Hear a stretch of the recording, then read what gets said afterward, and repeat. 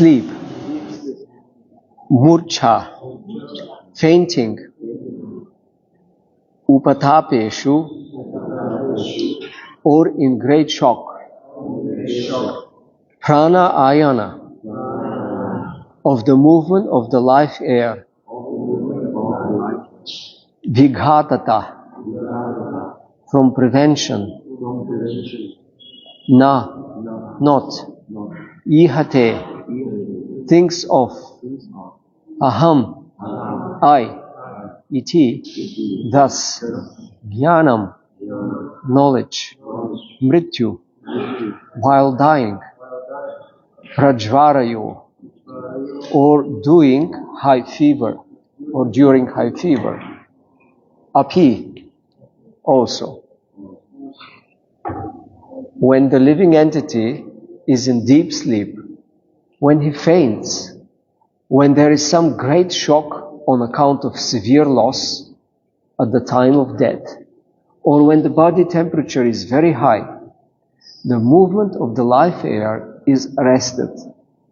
At that time, the living entity loses knowledge of identifying the body with the self. Purport. Foolish people deny the existence of the soul, but it is a fact that when we sleep, we forget the identity of the material body. And when we awake, we forget the identity of the subtle body. It's a nice example, isn't it? That we are completely convinced at the moment that this is me. I have a very strong sense of identity, but when I dream, and for example, I may be dreaming flying in the sky, looking down, so I forget completely this body, and I'm very absorbed in a different type of identity. I'm a bird, and I can fly, and even I'm amazed. Wow, I'm free. But then when I wake up, I forget about the bird's body, and again, I'm this body. But we forget about it, and then we think, oh, I'm permanently this. The other thing is just imagination. But this is also imagination. A little bit lasting longer. In other words, while sleeping, we forget the activities of the gross body. And when active in the gross body, we forget the activities of sleeping. Actually, both states, sleeping and waking, are creations of the illusory energy. The living entity actually has no connection with either the activities of sleep or the activities of the so-called wakened state. Why is that? Why there is no connection? Because the living entity is spirit. It's a different energy. It's completely different from the fluctuations of matter, either gross or subtle. So it has actually no connection at all. When a person is in deep sleep, or when he has fainted, he forgets his gross body. Sorry. Thank you very much.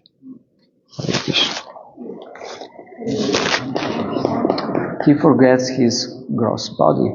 Similarly, under chloroform or some other anesthetic, the living entity forgets his gross body and does not feel pain or pleasure during a surgical operation.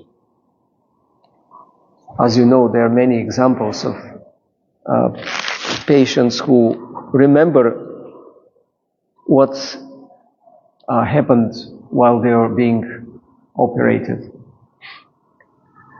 And they can tell even details of what the doctors who were doing the operation spoke.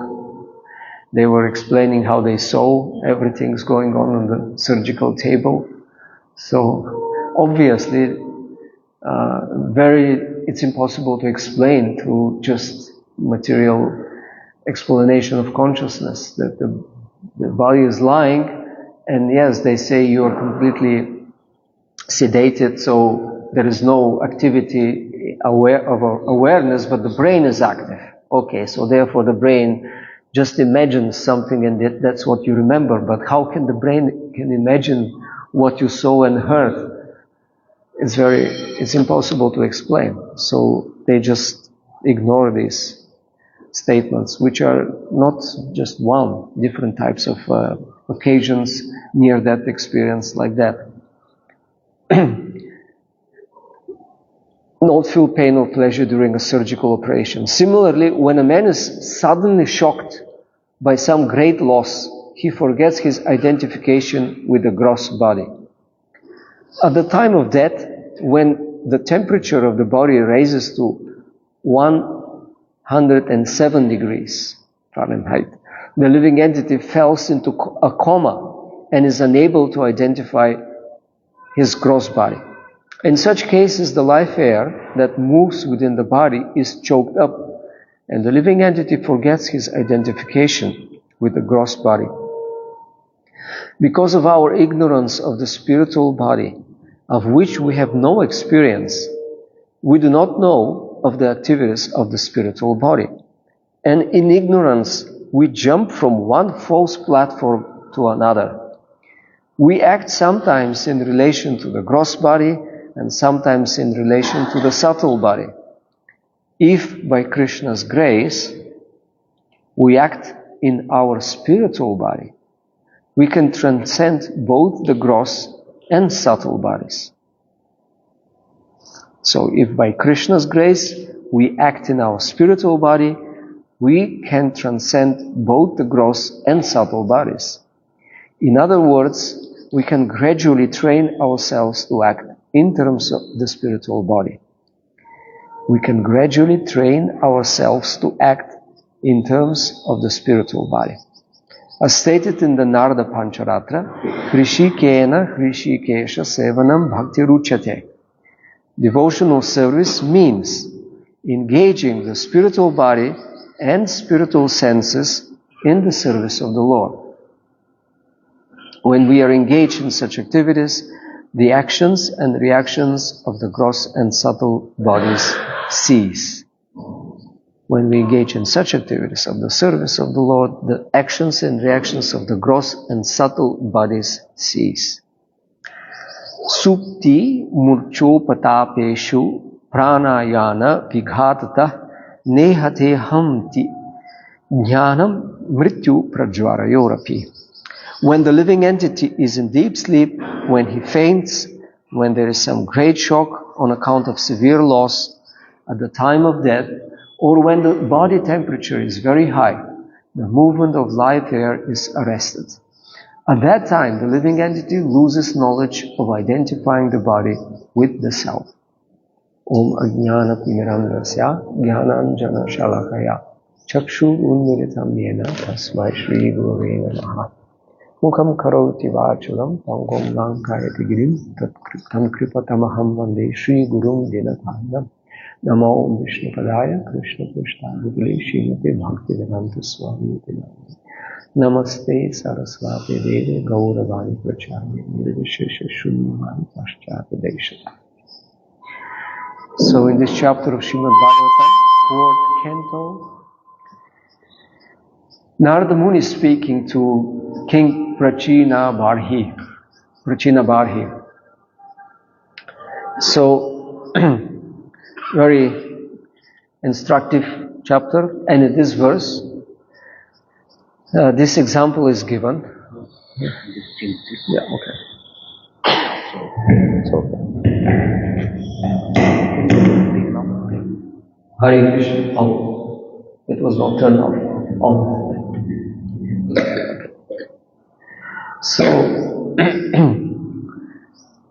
it's very important verse actually that we understand how we are in a state of illusion all of the time when we are in material consciousness, either identifying with the gross body or with the subtle body. And this is due to the influence of, as explained by Srila Prabhupada, by the material energy, Maya. That's how Maya works. An external potency of the Lord, covering the living entities, real identity. That's done through the most subtle material element called ahankara. which literally means the I maker or the self maker, that makes my identity, that makes me think I am this. And ahamkara, the maker of the identity. So this is the reason for our existence here in this world, that we completely identify with something which we are not, and because it's material, we keep on going on here. Because why Krishna made this arrangement for those souls who desire existence separate from Him. We have to forget our real identity, which is Nityara Krishna Das. Our real identity is that we eternally connected with the Supreme Living Entity, and we are eternally connected in the relation of service. So once this is covered, this is forgotten, we are placed. We have to have identity, we have to have desires, we have to have activities. This is the nature of the soul. It's eternal, it's always conscious, and it's blissful in its nature. Therefore, it looks for happiness, for ananda. But when covered by material energy, it looks in the wrong direction. But it's the same desire. So why we have these desires for matter, which is dead? It's alive because there is spirit within the matter, but otherwise it's dead. So why we have such a strong desire? Because of this false ego or false identity. Our identity actually, depending on what we identify with, is creating these desires. So once we have this concept of ourselves as being a body, then we have these desires. And this is formed, of course, due to the influence of material modes in an environment where the soul enters because of its desires. So let's say we have in previous life desires to enjoy in a particular way, and we acted in different ways. We created a certain karma, and we take a human birth, which is actually very rare in the material world. Among all the species of life, humans are very rare in human body. So we enter and then we take birth. And then we get a particular set of senses, right? And the first thing when we open our eyes, even before we open, we start hearing someone around us, they slap us and they say something, and then we start screaming because we feel pain. It's a painful experience. That's what we don't remember usually. Nobody remembers how they felt during birth, right? I know a devotee who remembers not exactly the birth experience, but just after, or almost kind of a very strong feeling of a past life remembrance, kind of, oh, again in this body, something like that. So sometimes it's very rare. Usually we don't remember it. We start having memories late, 3, 4 years, maybe 2. Who remembers when they were 1 year old? When you? What did you do? Sorry, for 1 year. 3 months. I don't know how, but they put me on this to measure me, and it was so cold because it was not winter, and I was screaming like anything, and they didn't understand it because it was cold. Cold scale. She was put in a cold metal scale to measure how she was growing, and then it was very painful because it was cold, but nobody understood what she meant. It's cold. It's okay. Just wait. And so, yeah, we forget. But what we start experiencing in the particular family, culture, language, we start building our new identity. Of course, we have the old samskaras already, that's why we get a particular type of senses. If it's human senses. If it's a cat, which we saw this morning, came from Guahati, has a tail, and different types of senses. When it's born, it has a already set of inclinations. But the human, more advanced, they start learning language and looking around and experiencing the world and building up their identity gradually. Oh, I'm such and such, and usually our senses we are propelled to act in a certain way. Actually, when you look at a baby or a small child, it just moved by senses. Scanning the world, and the senses say, enjoy this, grab this, ask for this. And if my desire is fulfilled, I'm smiling. If it's not, I scream or bite. So I want to get things, and because I am in the center. So this is I am, and then we grow and build up a certain type of identity. And it's just so alien towards what actually the soul is, what we are.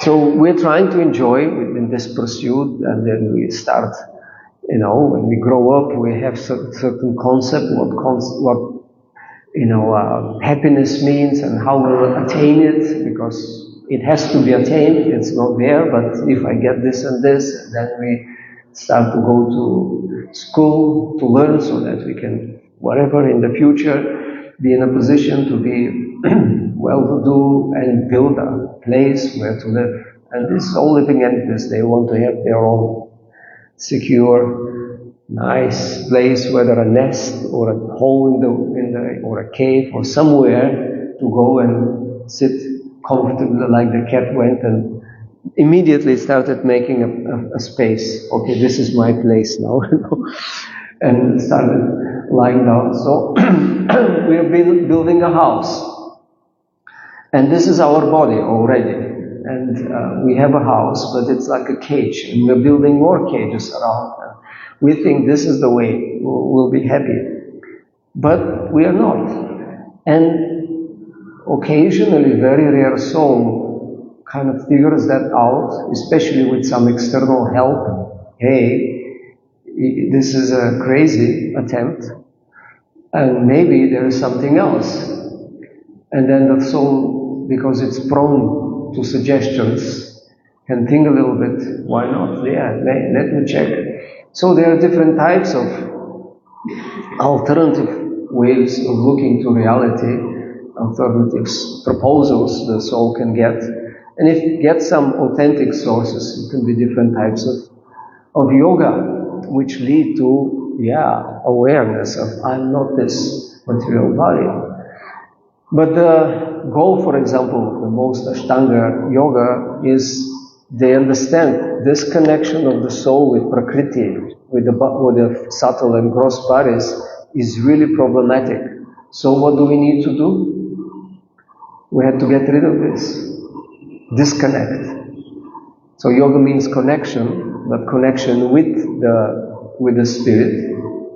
To disconnect from Prakriti. That's the whole point. So you go through really heavy, hard work, starting from niyama, controlling very severely, ascetic practices, penances, austerities, controlling the body, the pranas, the mind, and then you eventually come to the stage of samadhi, where there is no connection with Prakriti. And then you experience bliss. What happens? That's Patanjali's definition of yoga. You become aware of your swarupa, your real identity, real form. Of course, they don't interpret swarupa as your own eternal form in the sense of the bhakti yoga interpretation or explanation of the meaning. They say it's just your eternal state of consciousness. So they usually don't look for a form of spiritual body. They just want to be consciousness, because for them and the Gyanis who are impersonalists, Jai Shri Krishna Jai. They are afraid of any type of variety which the form and senses and activities mean. So therefore they shun it, they just close it, they say no senses, no body, nothing. It's just consciousness. And you're disconnected with Prakriti, so no more trouble, no more pain. And you're just aware. And because the nature of awareness or consciousness is blissful, then you're just floating in bliss. Of course, he doesn't really explain, he just says this is the goal. This is samadhi, and that's it. It doesn't really go into that, what actually happens after that. Or maybe there's nothing to happen. You're just there, floating in bliss and being aware of everything. At least you're there, at least there is a concept of I, and there is the concept of Ishvara, who is there as a supreme entity. So there is something, personal, and that is the point to come to this stage of disconnecting Prakriti. The fastest way, as he explains, is through Ishvara Pranidhana, to surrender to Ishvara, to the supreme entity. So there is some element of devotion. And usually those who are Brahmavaris, and they understand that there is the Supreme, who has a form, but they are just attracted more to the impersonal feature. And those who are Mayavaris, they deny the existence of the form, and they are offensive. So we don't want to hear about them and from them. So what happens with the other types of souls who have desires, unless they understand that they have a wrong identity, they continue in the cycle. But the bhakti yogis, they understand, yes, this is a wrong concept, but I have a real identity. And that real identity, as Chaitanya Charitamrita explains, is eternal servant of Krishna. So how do I develop that identity? Or how do I remember that identity? That is the real question, isn't it? And if a baby builds up this identity through a gradual process of growth, how it happens with the path of Bhakti Yoga? Any suggestions? How this real identity comes into being? Do we just wake up one morning and then we are, yes, I'm eternal lover of Krishna in a particular relationship, and then this is not me. It's just a machine I'm at the moment. Does it happen like that? No.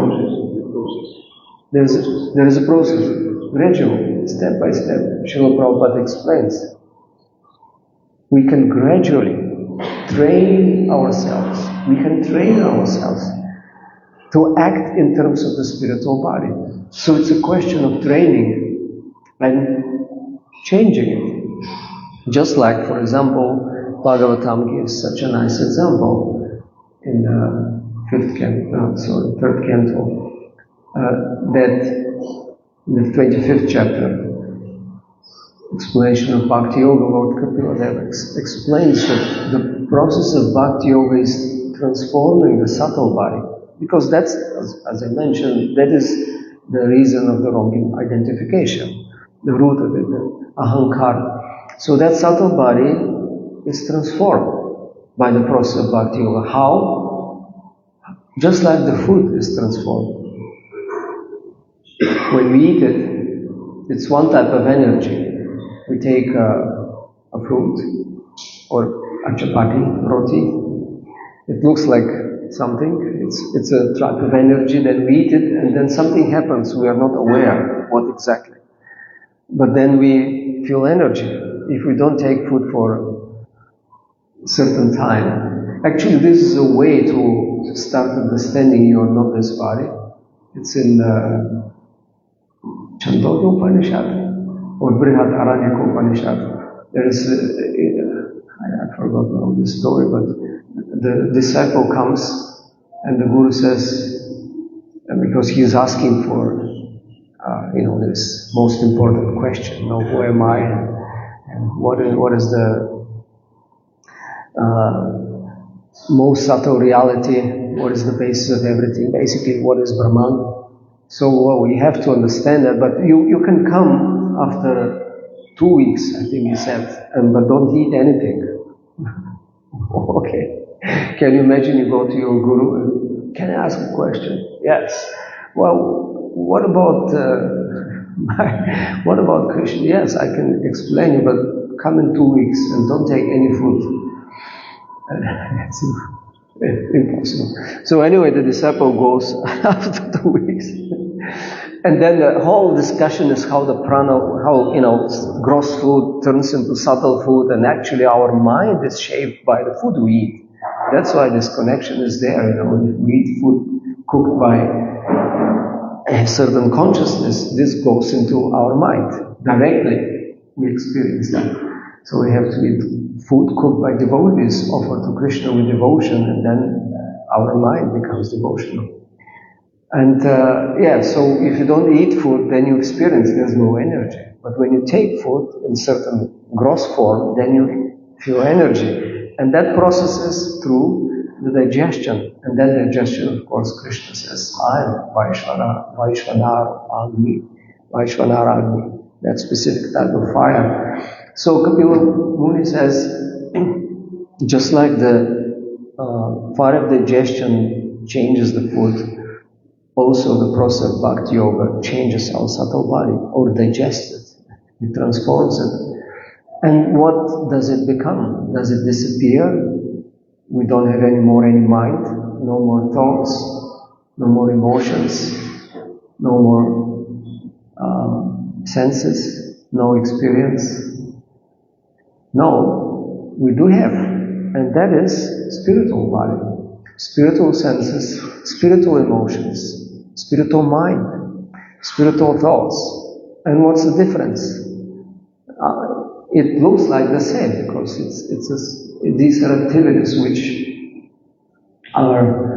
look very similar. That's why it's very confusing when Krishna manifests his lila in the earth, and his activities looks exactly like human. That's what Kunti Devi says.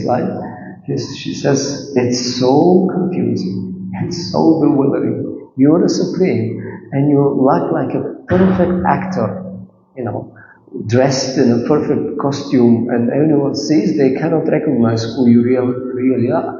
They think, he's just a small boy. Even the greatest living entity in the universe got confused. The most intelligent, who is this boy? He's very charming, but still, is this my master? Can't be. My master is the greatest. Vishnu, Narayana, Haribo. So he was confused that because of the nature of Krishna's pastimes as a human. Therefore, unless you are a devotee, it's very difficult to accept this. No, it cannot be. Even if you're pious, yes, this is Brahman taken form temporarily. So it's confusing, it's bewildering. This is what Kunti Devi says. But the devotee understands. Well, this is the real. This is the reality. We're imitators. They say, no, some confused living entities, they just imagine that there is God who looks like a human being. Prabhupada says this is the theory of anthropomorphism. They say, they imagine God according to what we have experienced. And then what we do, they say God does. But it's the vice versa. He enjoys, he plays as a small child. Therefore, all children are all small, actually. Animals, birds, they like to play, isn't it? They enjoy playing. So Krishna does it, that's why we do. And like that, he has propensities, he said, he has desires and senses, but they are spiritual. And if we connect with him, through the process of Bhakti Yoga, we start shaping our real identity. But we have to really be conscious of that and endeavor to build up this proper identity, because this is the root cause of our desires. Unless we cultivate this, I am a servant of Krishna, I am a servant of Krishna, I am a servant of Lord Chaitanya. Chaitanya Muridasa Chaitanya Muridasa Chaitanya Muridasa Chaitanya Tanre Dasa Dasa. I am the servant of Lord Chaitanya, I am the servant of Lord Chaitanya, I am the servant of the servants of Lord Chaitanya. This is what Advaita Acharya declares.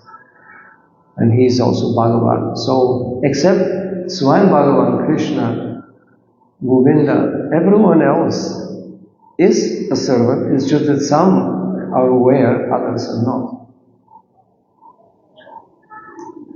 So, hearing these statements from the acharyas, and we have to shape this identity consciously.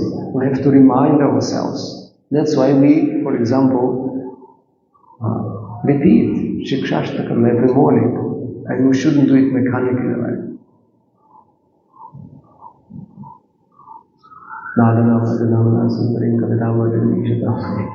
It's like, we have to say every word, every verse with a meaning and cry to Krishna, please, let me have these desires like you, like Lord Chaitanya. I have to become most humble, more tolerant than the tree, or humble than the grass. Don't expect any respect, worship, and be ready to give all to others. And I have no desire, nothing else, nothing which everyone else is looking for, wealth, beauty, and glorification, and position. No, I want only your service, birth after birth. So this is identity shaper, I would say. That when we repeat it consciously and pray for that, I want to have that. Even I don't feel like that, but I pray that I want to have this. Nadanam, Najanam, Nasundrim. Well, I want these things. No, I don't want them. We repeat. My mind may scream, I want them. But we say, I don't want them, Krishna. This is my soul crying, please accept this. Even my mind is saying something else.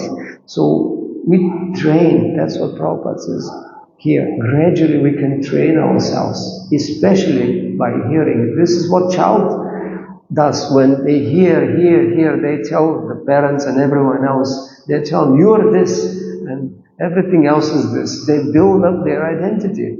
So we have to build up our spiritual identity through hearing, especially. And hearing from Srimad Bhagavatam, which is all about Krishna and all the living entities being servants of Krishna. And, unlimited varieties. And then we repeat, and we chant, we glorify Krishna in the mood of a servant also. Not, I glorify you so that you can give me what I want. No, I glorify you because I want to please you, I want to be with you, I want to make you happy. And then remembering in the mood of serving, I remember you always, I try to remember, and the rest of course, Parasevanam, Archanam, all the other steps, even Sakyam, the advanced, developing in a particular friendly way and offering yourself completely. So through these types of devotional service, we identify. And the other verse from Shikshashtakam, of course, Ainanda Tanurja Kinkara. So it's just so potent, this Shikshashtakam, these verses. It's a cry.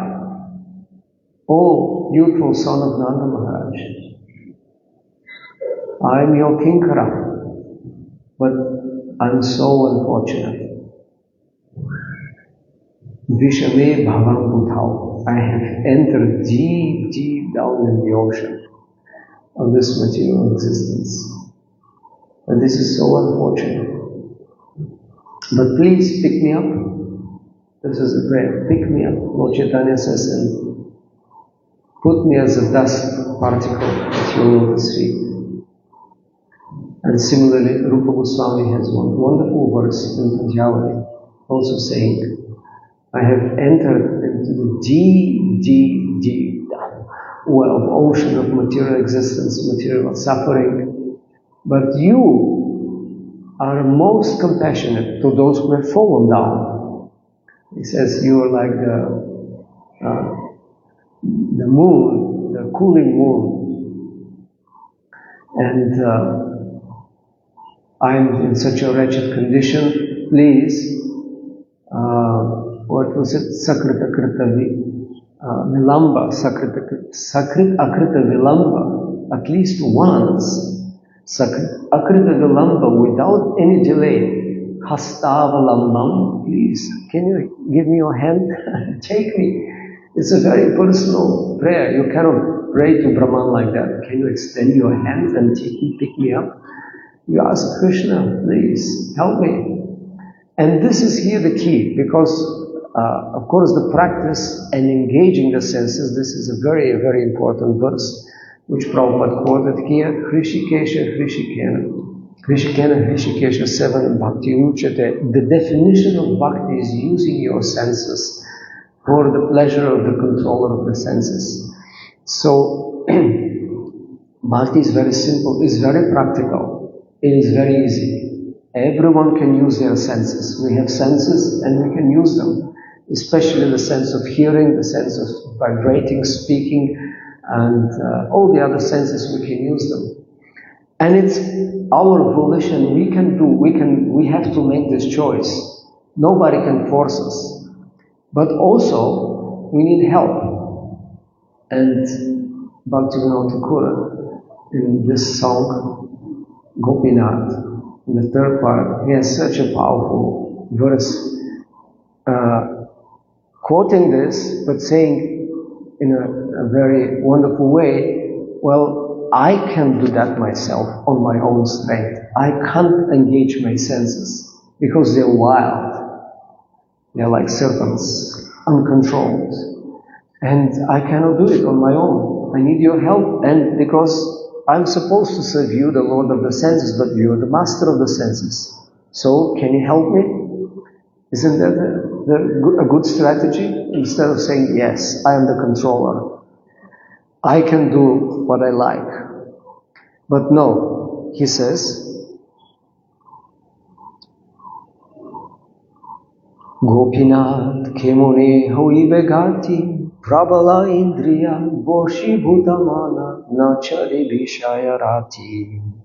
O Gopinath, how shall I make any advancement when my mind has come under the control of the powerful senses and does not abandon its attachment to materialism? So, it's already he makes the statement, nachari vishaya rati. Rati, we're looking for rati for Krishna, right? Attraction for Krishna, but vishaya means the material, especially material sense gratification. Nachari, I cannot give it up, this attraction. Why? Because Bhoshi Bhutamana, my mind is crazy. It follows Prabhala Indriya, the most powerful senses. So then, how can I get to my destination, to my goal that I serve you eternally in a blissful, loving relationship? So, Hridaye Bhoshi Amora, Manake Shamya, Lahon Japane Guchi Bevi Pada Ghora. So, you are already in my heart. I don't need to look anywhere else for help. You are in my heart. After sitting down in the core of my heart and subduing my mind, please wake me to you. In this way, the horrible dangers of this world will disappear. He says, take me, make me your own. Because you are so merciful. You can do the impossible, right? And then the 7th verse, he says, Anatha dekhiya more, tumi Hrishikesha, Hrishikadanya Taro he samsrishti gore. You are Rishikesh, the Lord of the senses, seeing is so helpless. Anyone felt helpless sometimes? Anytime? Helpless. No hope. Desperate. No one felt helpless. Anyone? Okay, some at least. 2, 3, 4 persons felt helpless. So if you anytime feel helpless, especially when looking for Krishna and trying to serve Krishna, if you feel helplessness, especially helplessness in terms of controlling your mind and senses, then you can call this your Rishikesh, the Lord of the senses. Seeing me so helpless, please control these senses of mine and deliver me from the dark, perilous, worldly existence. And the last verse, Ghalaya legeche phasa. Phasa means, what is that? A noose. Kripa asid hori bandhana chedia vinode korovadasa. The noose of materialism has become fixed around my neck. Taking up the sword of your mercy and cutting this bondage, make this Bhakti Vinod your humble servant. Yes. He doesn't want something else. Make me a servant. Wonderful prayer. Thank you very much for your attention. Any comments, reflections? Yes. She also said when you eat food, that food's part is converted into mind. To those who have subtle bodies, ghostly bodies, what food they take? What they food? I don't know. Yeah.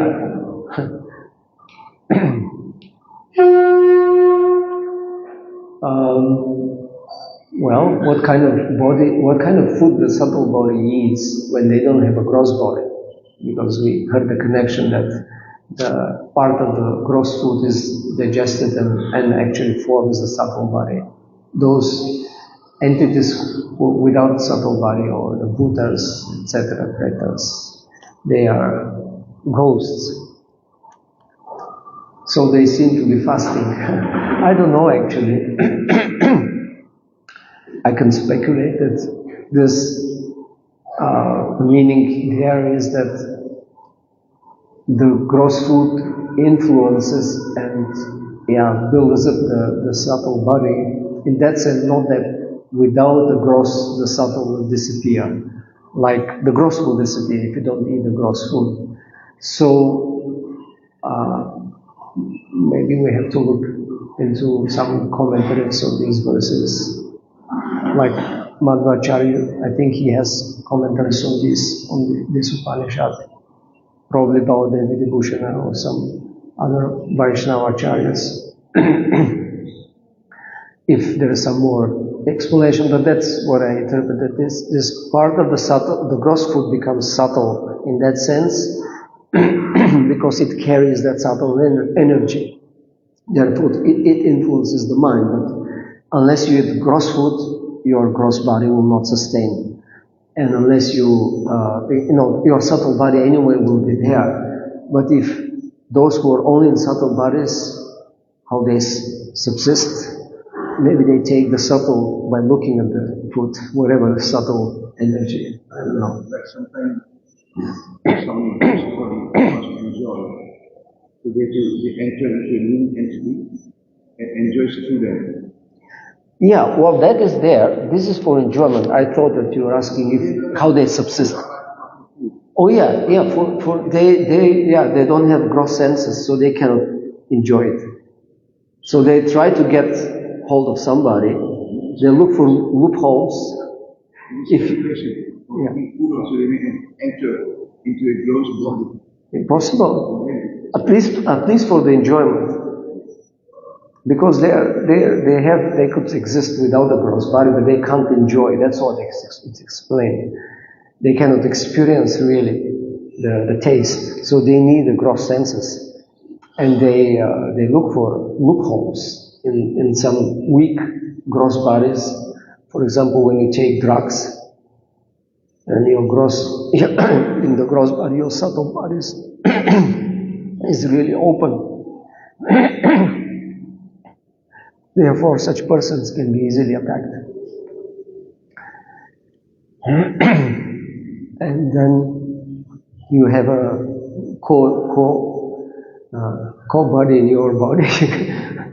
Someone also, and maybe they take over your mind at one point, so they change people, different types of identities, different souls, sometimes more souls in one body. So they want to enjoy, like everyone else. All souls in material consciousness, subtle, gross, they want to enjoy. Looking for enjoyment. Confused by material nature. Anything else? Any reflections? So as you mentioned, that we have to get a spiritual life, which is a gradual process, and we act in that level so we can come up that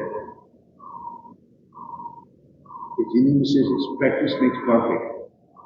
So when you're not Krishna consciousness, but we act in that level so that we train the mind to become more Krishna conscious.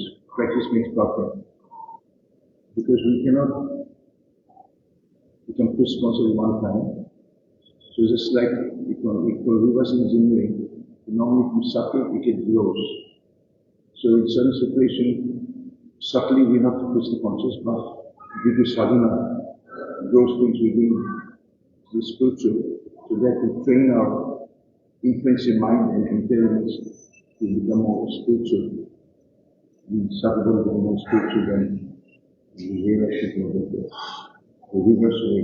Yeah, exactly. We have to use what we have.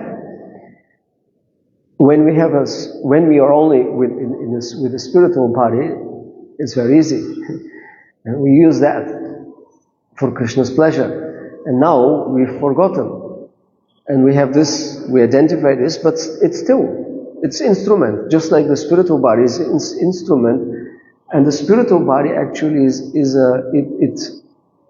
it actually manifests your own particular love for Krishna.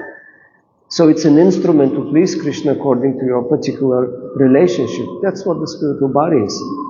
And the gross body manifests your desires to please yourself. In the previous life you have a particular desire, and then you have this body given to you by material nature, with the sanction and super soul. But it's also an instrument, yantra. So this verse is so powerful and practical. Yes, we use the same. We use the senses and the mind, which is the main sense. And then, as you said, reverse. By doing that, by using this with love, with devotion, Krishna, I'm offering them to you. I'm offering my activities of the gross senses and the subtle senses, the mind, my thoughts, my speech, for your pleasure. And this identity gradually comes back or awakens or builds up, or many words are used, or manifests.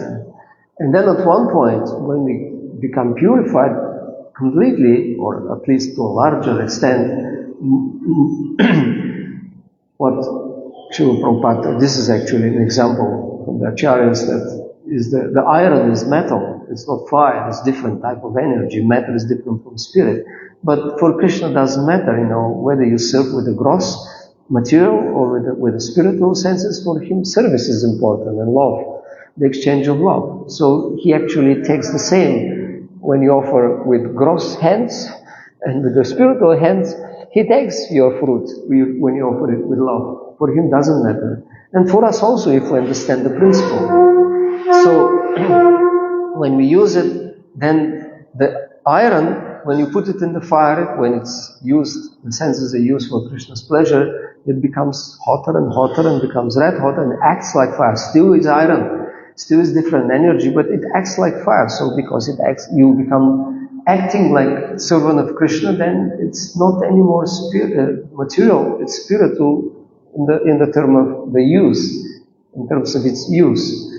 And therefore the body becomes spiritualized or Krishnaized, like Prabhupada says in the purport in the Gita, Krishnaized the body. And therefore, at one point, when you reach the stage of bhava, Rupa Goswami explains, your emotions and mind are not moved by the three modes. Now we're moved by the modes all the time. But then the internal energy is moving you. And then that's wonderful, but you submit yourself. Now we submitted ourselves, we gave power of attorney to Maya. And she's moving us through the three gunas. And when we submit through the gradual practice, and when we're purified and fully surrender, then the internal energy starts moving us. And our mind, we still have thoughts and emotions, but they are completely spiritual, they're completely Krishna conscious. And we move by the internal energy. That means stage of liberation. We're no more in the material world, although living here. When we come to the stage of bhava, then from there the three modes on the consciousness, still your body will be affected because it will grow old. Yeah, that's because, it's a nice question. At the stage of bhava, you can still go back. Although you could be completely or almost completely purified, there's still some chance. It's not due to anartha or some previous karma. It's all burned and disappeared. But you still can make an offense. At the stage of prema, that's irreversible. You will not fall down because at the stage above you can fall down due to offense. It could be previous offense, it could be in previous life, it could be offense in this life. Now in the specific case of Bharat Maharaj, if you look at all the commentaries and Srila Prabhupada's explanation, there are many causes. And for example, in fifth canto actually, Prabhupada says, sometimes Krishna is the reason for a fall down. And what? And this is one of the examples in Bharat Maharaj. He, of course, he does not want that we fall down, but he sometimes does that for the sake of others. So in the case of Bharat Maharaj, he uses his dear devotee to show an example, set an example for everyone else, that you have to be careful, and you can slip, even if you're very advanced. So this is one reason. Another reason is, he was alone. He avoided the association of other sages. And then you are also it's very risky. Because if he was with other sages and they would see, hey, this deer, there's something unhealthy going on here. let's take care, but not in this way you were doing. So this is also type of offense, but other acharyas mentioned that he did some offense in the past and then it fructified. Now that's why he become attached. Otherwise he wouldn't become attached. So different reasons, they all come, and it's ultimately Krishna's plan and Krishna's desire. So it's a special case. And normally at bhava you don't, but it's possible specifically due to offense. There is an example of someone who was in the Gaudiya Sampradaya, properly initiated after the Goswamis, very learned, very advanced, but became proud. And this is the subtle thing, you may be very advanced, but you may develop pride. Because of pride you can, and he did, his name is Upakaviraj. He made an offense to a great Vaishnavi, and he fell down from his exalted position and he deviated. He started writing some deviations, and actually his books became foundation for some of the upper sampradayas. So it's also, his end was really pity. They expelled him from Vrindavan and also from Bengal, and then he died very miserably. So we have to be careful with Vaishnavas, and all living entities be very respectful, not be offensive and harmful and envious in any way. Hare Krishna, thank you very much. Srila Prabhupada ki jai, Srimad Bhagavatam ki jai.